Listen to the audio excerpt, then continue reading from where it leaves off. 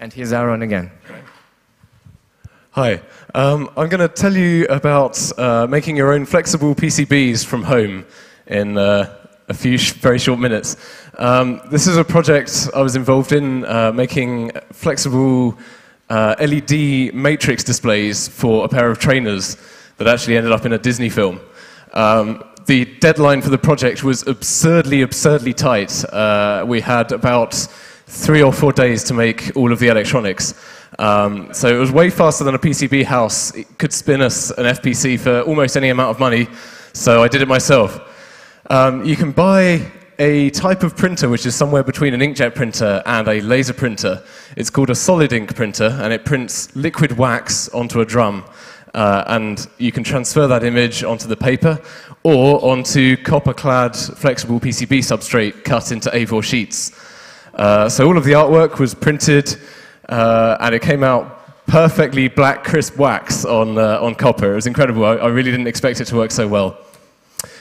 Then you chuck it in a bath of ferric chloride, which is free and easily available, and microwave it to get it going a bit quicker. We'll put the PCB in after that, obviously.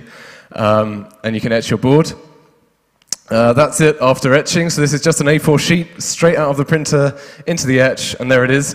It's also tin plated as well, with immersion tin solution that's like 50 euros for a litre, but it lasts forever.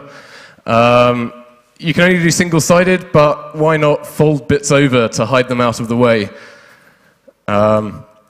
Everything was soldered in a reflow toaster oven. This was the second ever project I tried with a reflow oven, and it worked very well, fortunately.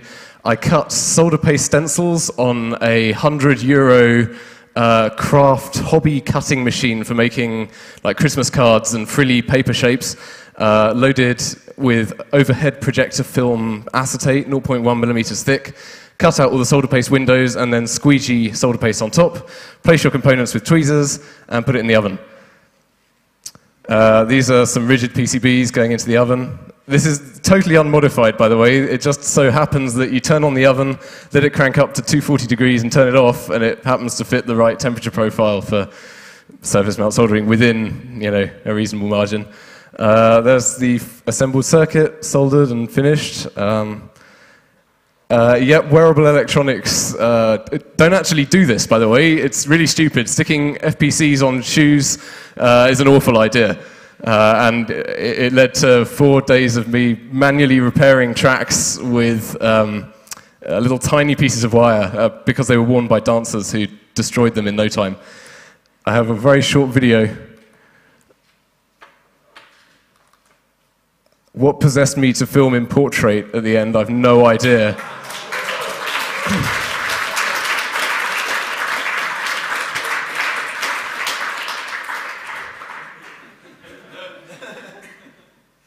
So let's tilt our heads.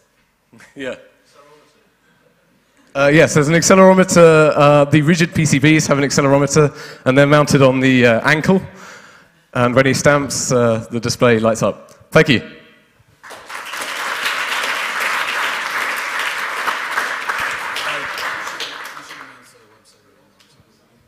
Yes, I should announce a website or email or something. Thank you. Warrantyvoidifremoved.com. Thank you.